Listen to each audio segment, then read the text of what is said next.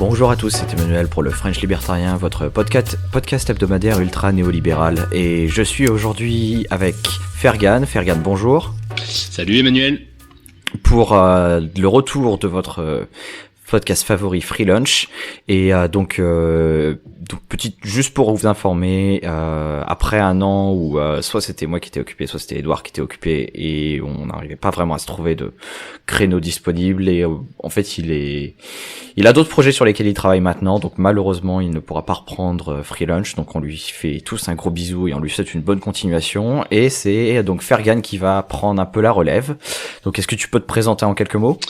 Très bien, alors bonjour à tous, moi c'est Fergan, j'ai 22 ans, je suis étudiant en droit en banlieue parisienne, à Créteil plus précisément, et je suis parallèlement responsable local pour Students for Liberty Paris, donc qui est une association libertarienne internationale. Et parallèlement, je suis aussi chargé de mission pour un projet qui s'appelle l'École de la Liberté, qui est une université numérique, une plateforme numérique qui essaye de proposer du contenu multimédia varié sur la tradition libérale au sens large. Voilà, et pour démarrer cette année, on a regardé un peu les sujets. C'est vrai que bon, quand même, regardons les choses du bon côté. Pour des podcasts politiques, il y a quand même beaucoup de matière, et on voulait démarrer cette année avec ce qui, je pense, est le gros sujet au niveau européen et au niveau français, la question de la crise migratoire. Et beaucoup de choses à dire sur le sujet.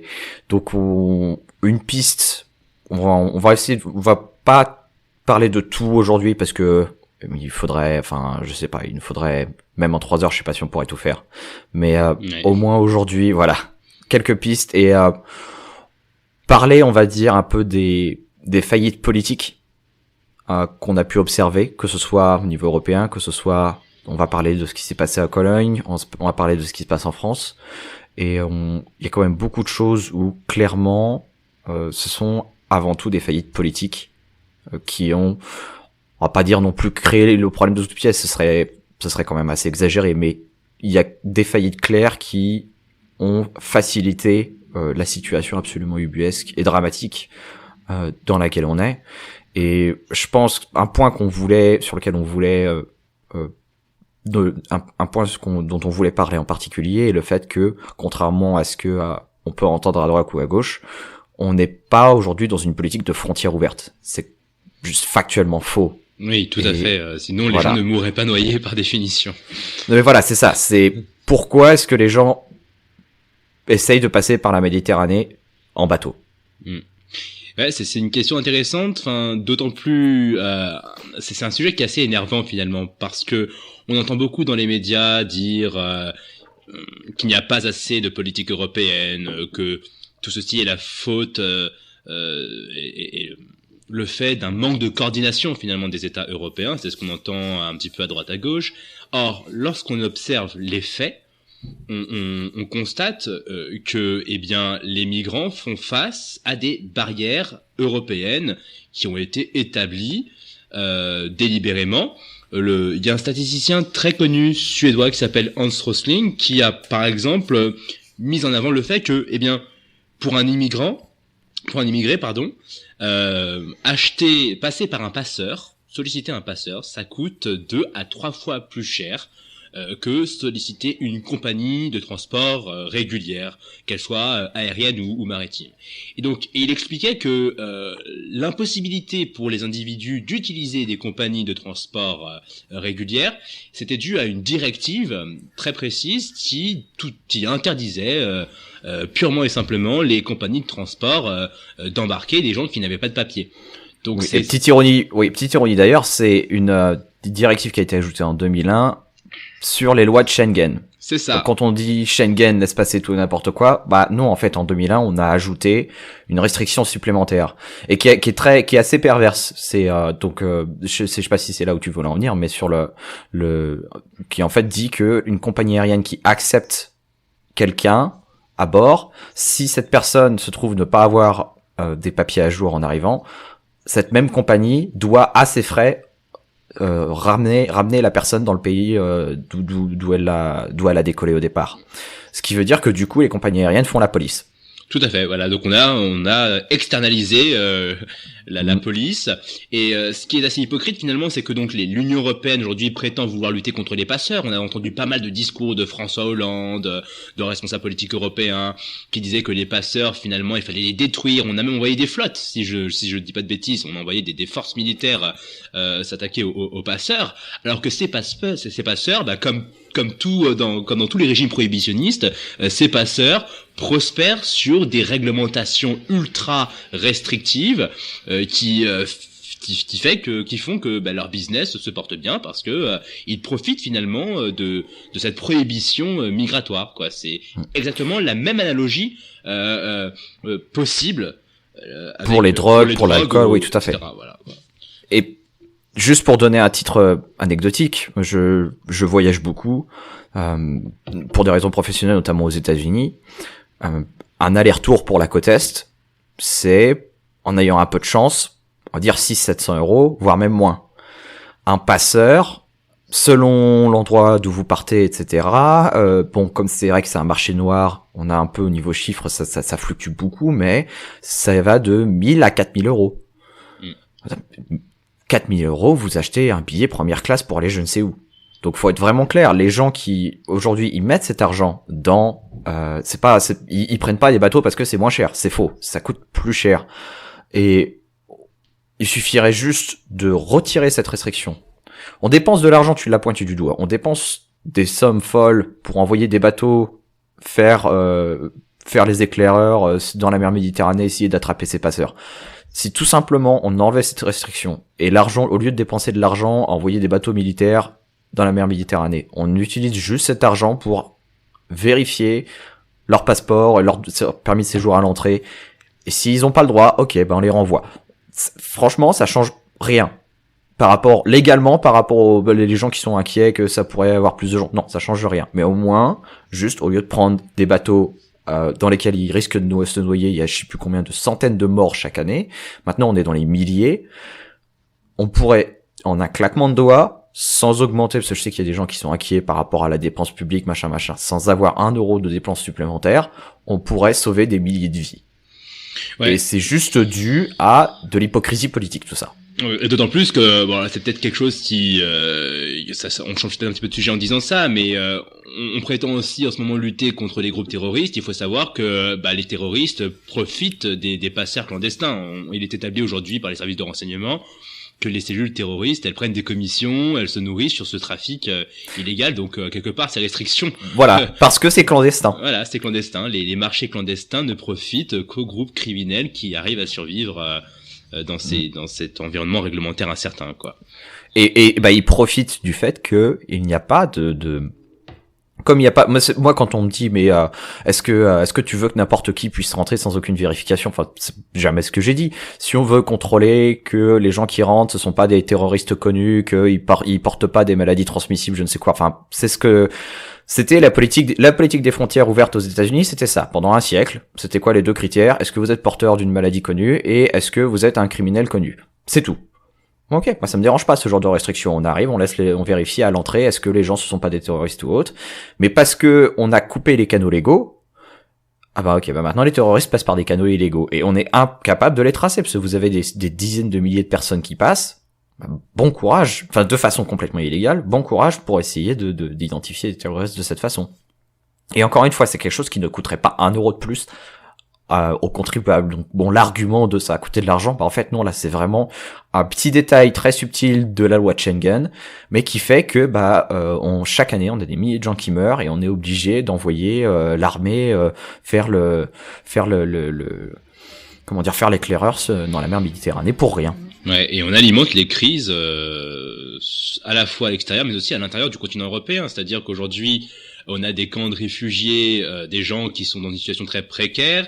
C'est source de frustration à la fois pour les contribuables mais aussi pour les individus qui sont sur place et qui sont exaspérés par des situations sanitaires dramatiques, etc. Mais tout ça, encore une fois, n'est pas le fruit d'un ordre permissif, au contraire. On a des barrières qui empêche les populations en question de subvenir à leurs besoins.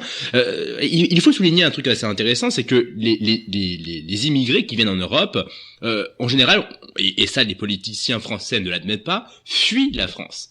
Ils ne veulent pas rester en France. On remarque qu'ils veulent tous aller vers le Royaume-Uni, là où finalement le marché de l'emploi est et en Allemagne. Et en Allemagne, là où le marché de l'emploi est beaucoup plus dynamique que la France.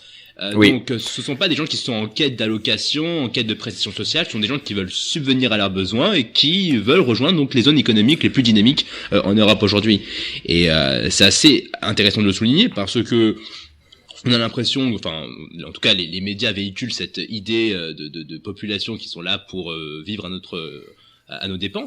Encrocher de la société, alors que bah non. Enfin, c'est pas ce qu'ils veulent faire du tout. Et lorsqu'on regarde les choses telles qu'elles se passent à Calais, on remarque que malgré toutes les barrières qu'on oppose à ces gens-là, eh ben ils essayent quand même d'ouvrir des commerces, des restaurants, des salons de coiffure. C'est assez intéressant de lire en fait tout ce qui se passe là-bas. Des gens qui essayent par les mécanismes de marché entre guillemets. D'essayer de subvenir à leurs besoins. Donc là encore, ces situations aujourd'hui où les camps de réfugiés sont de plus en plus denses et de plus en plus insupportables, c'est à cause du fait qu'on interdit, parce que la loi elle interdit à ces gens-là de subvenir librement à leurs besoins.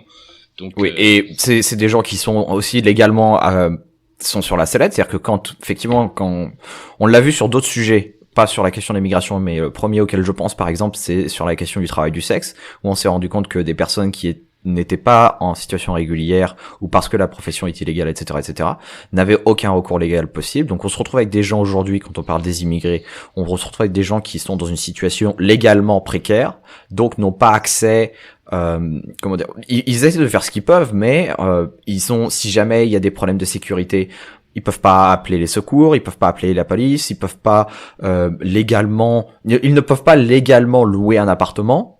C'est-à-dire qu'il y a des gens qui ont essayé, même des gens qui ont essayé d'accueillir chez eux des personnes qui étaient sans papier, se retrouvent dans des situations légales absolument ubuesques. Et tout ça, ce sont des lois. Enfin, quand on dit ouais, il y a pas de régulation, on laisse tout faire. Enfin non, c'est pas vrai. On a des lois très clairement qui disent que ces gens-là n'ont pas le droit de travailler, que ces gens-là n'ont pas le droit de se loger, que ces gens-là on peut impunément saccager les camps de réfugiés. Ils n'ont aucun recours légal. J'aimerais qu'on m'explique où est l'absence là-dessus, où est l'absence de réglementation. C'est quand même un peu une vue de l'esprit, cette idée. Et ce qui est intéressant dans ce que tu dis là, c'est que, eh bien, on le voit aussi, ça impacte aussi les natifs qui interagissent avec ces gens-là. Donc, les anti-immigrationnistes, en gros, qui disent, bah, il faut viser les migrants avec des lois spécifiques, etc. Ils se rendent pas compte que contrôler l'immigration, ça revient à contrôler, en fait, toute la population.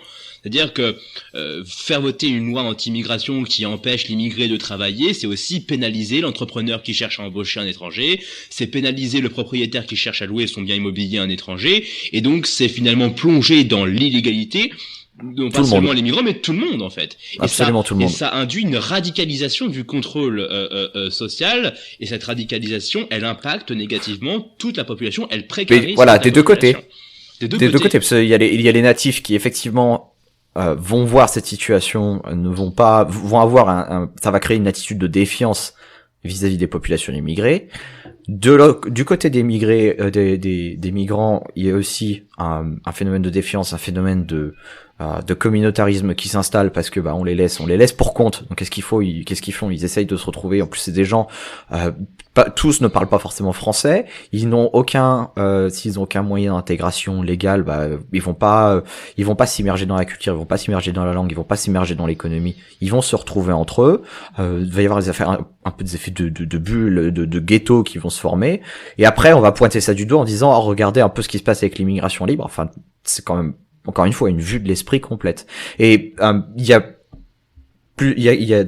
plusieurs points précis qu'on voulait aborder. Donc on a parlé, il y a le fait que ça impose une réglementation sur les populations natives, comme on l'a dit, donc que ce soit les propriétaires immobiliers, que ce soit les entrepreneurs, etc. Il y a la question, donc il y a une rupture de l'égalité de droit, c'est-à-dire que eux n'ont pas accès aux mêmes droits parce qu'ils ont pas leur papier. Voilà, la police, ils peuvent pas appeler la police si jamais ils sont victimes d'une agression, de machin, ils ont aucun droit. Et sur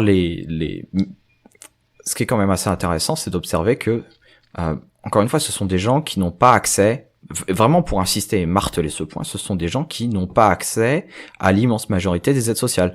Ils n'ont pas accès, il y a que quelques catégories extrêmement particulières de réfugiés ou de demandeurs d'asile qui ont accès au RSA, mais l'immense majorité d'entre eux n'ont pas accès au RSA ou à ce genre de choses. Donc voilà, on fabrique une espèce il y a une espèce de démonisation complète des migrants. C'est parce que on s'imagine qu'ils vont venir et puis ils vont juste rien faire et rester perchés sur les aides sociales, alors que c'est pas vrai. Ils sont tous en train de s'amasser à Calais, ils sont tous en train d'essayer de traverser la frontière pour aller en Allemagne. Pourquoi est-ce qu'ils vont en Allemagne? Pourquoi est-ce qu'ils vont en Angleterre? Pourquoi est-ce qu'ils restent pas en France si leur but c'est de profiter de toutes les aides sociales généreuses dont on n'arrête pas de parler? Et je pense que vraiment, si on veut parler de façon sérieuse de l'immigration, il y a plein de choses à dire, mais ça c'est vraiment pas une approche sérieuse sur l'immigration, c'est juste factuellement faux, malheureusement.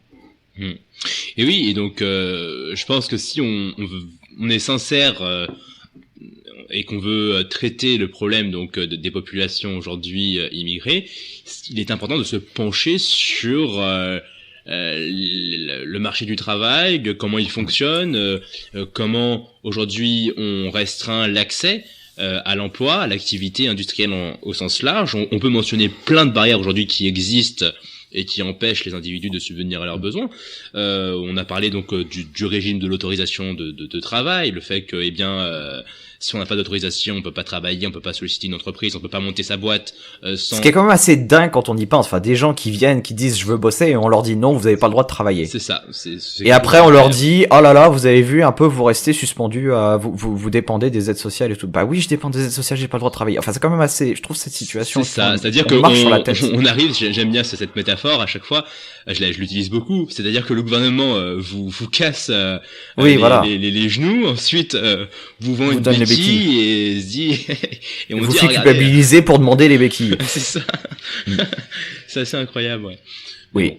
Mais ça, je crains qu'il y ait énormément de problèmes de corporatisme. C'est-à-dire que la plupart des réglementations aujourd'hui qui entravent l'accès au marché de l'emploi, elles sont le fruit de pressions politiques corporatistes et c'est un véritable problème qui, on le voit, va bien au-delà de la question de la libre concurrence, de la liberté de commerce et d'industrie. Ça débouche aussi sur des situations littéralement dramatiques, quoi. Oui. Ce sont des réglementations qui sont généralement très anciennes. Par exemple, je prends un exemple très simple qui, moi, m'avait assez frappé, ce sont les professions réglementées. Aujourd'hui, pas mal de professions qui sont fermées parce que vous n'avez pas un diplôme spécifiquement national ou européen. Typiquement, voilà, je sais pas moi, coiffeur. Bon, c'est quelque chose de, voilà, c'est ça. On parle pas des avocats, voilà. On parle pas des notaires. Donc, on parle de quelqu'un qui va vous faire un shampoing. Voilà. Et toutes ces professions-là sont fermées à celui qui n'a pas une qualification nationale ou européenne. C'est quand même assez incroyable de dire que ouais, je suis un étranger, je viens en France parce que je préfère vivre ici, c'est mieux pour subvenir à mes besoins. Je veux ouvrir un salon de coiffure, je peux pas. Voilà, je peux pas parce que c'est interdit, parce qu'il faut des conditions strictes et ça concerne quasiment toute la population parce que on a recensé un petit peu le profil des réfugiés qui venaient en Europe. La plupart sont des gens qui sont assez qualifiés finalement. Il y a des médecins, il y a des gens qui faisaient partie de la classe moyenne lorsqu'ils étaient en Syrie ou autre. Et ces gens-là, en France et en Europe, ils se heurtent à des barrières corporatistes très concrètes qui les empêchent d'exercer le métier, la profession qu'ils pratiquaient lorsqu'ils étaient dans leur pays d'origine. Donc tout ça pose la question aussi du marché du travail, des dispositifs qui aujourd'hui finalement entravent l'inclusion des individus dans la société. Oui, et un peu sur un sujet un peu tangent, mais qui revient quand même, qui est sur cette question la crise migratoire. Si on a vu ce qui s'est passé au début de l'année à Cologne, où en fait, donc pour ceux qui sont pas au courant, il y a donc pour le fêter le nouvel an, il y a chaque année toujours des célébrations, voilà. Et pour la fête du nouvel an, il y a eu donc des centaines de jeunes, je cite d'apparence nord-africaine, qui sont venus, qui ont causé complètement la panique sur la place principale de Cologne, qui ont commencé à agresser un peu les gens dans tous les sens. Il y a eu donc j'ai plus les chiffres exacts en tête, mais quelques centaines de plaintes pour agression sexuelle. Il y a, à ma connaissance, 2 viols qui ont été reportés. Et ça a été utilisé par beaucoup comme vraiment le gros argument pour dire il faut fermer les frontières, il faut fermer les frontières, il faut fermer les frontières. Mais ce qui est quand même assez, il y a plein de choses sur cette histoire qui sont, enfin, vraiment, on pourra en parler pendant des heures, mais il y a quand même plusieurs choses à observer. Déjà, dans les 48 heures qu'on suivit, cette affaire-là, donc au 1er de l'an, il y a une manifestation pour protester contre les violences qui s'étaient produites. Et là, étonnamment, la police, elle était présente. Il y avait donc le jour du 1er de l'an, enfin le moment de, le 31 décembre au soir, des centaines de jeunes dans la rue qui, disons-le, foutent la pagaille.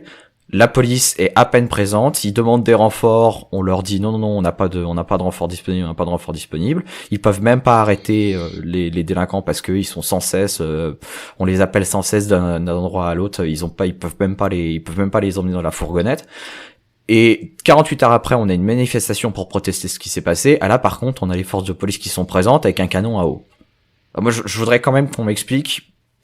Là, il y a eu, clairement en Allemagne, il y a eu un problème par rapport à la police qui n'a pas fait son boulot. Ça ne dédouane pas ce que les gens ont fait. Faut pas, je suis pas en train de déplacer dire, en fait, c'était des gens innocents qui ont rien fait. Je suis pas du tout en train de dire ça. Je suis en train de dire encore une faillite de l'État. L'État est censé assurer la protection. Elle ne l'a pas fait. Il y a eu des cas, la police a activement essayé de couvrir ce qui s'est passé, de cacher des informations, de dire non, en fait, on sait pas qui c'est. Si on sait qui c'est, ce sont des demandeurs d'asile. A essayé de minimiser ce qui s'est passé, au lieu d'être honnête, d'être transparente là-dessus, ce qui est normalement le travail qu'elle devrait faire. Et voilà, encore une fois, on peut dire ce qu'on veut, on peut en parler de façon sérieuse, mais faut pas aussi oublier ce fait que la police n'a absolument pas fait son travail. Oui, et ce qui m'avait frappé aussi, c'était la réaction des responsables politiques, c'est-à-dire que je trouve totalement irresponsable de dire, par exemple, je crois que c'était les propos tenus par la maire de Cologne, voilà, exactement, que les femmes doivent s'adapter au fait d'avoir des individus d'une culture. Non, ça c'est intolérable. Enfin, je veux dire, on est libre de faire ce que l'on veut du moment qu'on n'agresse pas les droits d'autrui. S'il y a des gens qui ont agressé des femmes, des individus pour quelque motif que ce soit, ces gens-là doivent être punis indépendamment de leur identité. C'est-à-dire que là, il s'agit pas il s'agit d'individualiser les peines en fait. C'est-à-dire que d'un côté, le discours qui consiste à dire ce sont tous les étrangers qui sont responsables, il est débile parce que dans un état de droit digne de ce nom, les peines sont individualisées. Donc un individu commet un crime doit être puni indépendamment de son appartenance sociale, ethnique ou autre. Et il y a eu que 11 arrestations au final.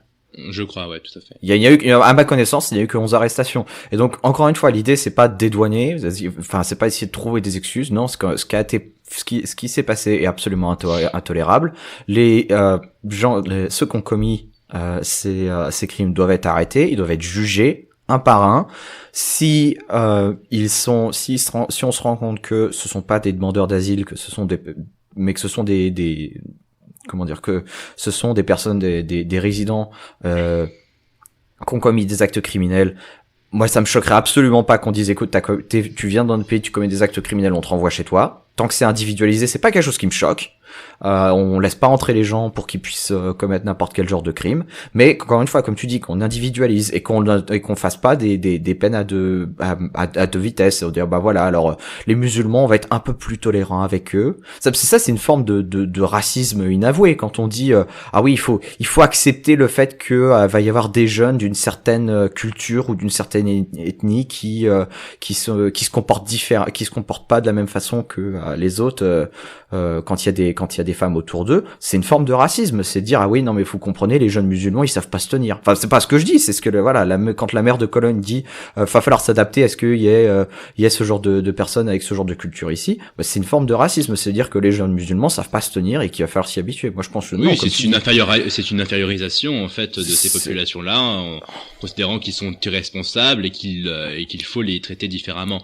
Il faut les traiter différemment à cause de leur ethnie. Voilà. Ça, si c'est pas la définition littérale du racisme, je sais pas ce que c'est. Ces gens-là doivent être jugés comme n'importe qui d'autre. S'ils sont jugés coupables, ils iront en prison, ils paieront leur amende comme n'importe qui d'autre, ça ne me choque pas, mais faut pas essayer de leur chercher des excuses, et faut pas essayer de cacher ce qui s'est produit. Et pour ça, le coup, c'est ce qu'on a vu, totalement et ce qui est absolument irresponsable tolérable. dans la mesure où non Voilà. seulement ça envoie un signal aux criminels, mais aussi ça attise les tensions nationalistes, c'est-à-dire que on va légitimer davantage de xénophobie en véhiculant l'idée que ces populations-là doivent être traitées différemment, etc. Donc ça va. Et on voit ça, oui, on voit ça en Allemagne. Aujourd'hui, l'opinion allemande est complètement en train de changer sur la question des migrants. On voit ça en Suède, où un parti d'extrême droite, dont j'ai oublié le nom, est en train de grimper de façon dangereuse dans les sondages, les différents sondages. Et ça crée un sentiment anti-immigrés qui s'installe et qui s'installe de plus en plus dans les différentes populations européennes. Les pays de l'Est sont complètement remontés sur ces questions-là.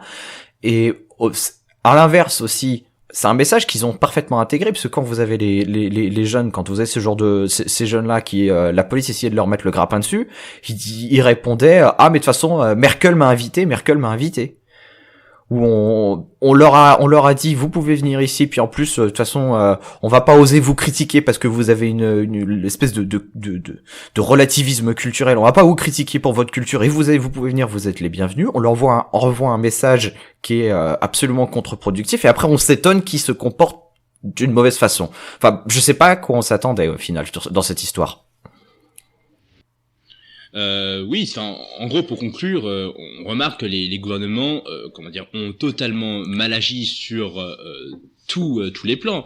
Donc, on crée des situations, on crée artificiellement des situations lors desquelles on va interdire aux populations de s'intégrer, ce qui crée plein de problèmes. Et lorsque quelques individus commettent des crimes, on bafoue les principes de l'état de droit, c'est-à-dire un état qui est intransigeant dans la défense des droits et libertés de chacun, selon un principe d'égalité.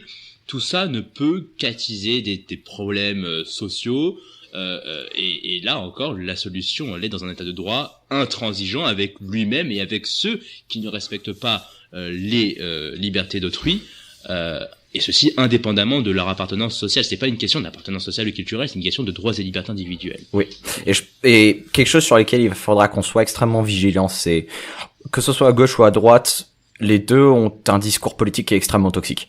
Vous avez à droite un discours nationaliste qui est en train de vraiment de prendre de la force.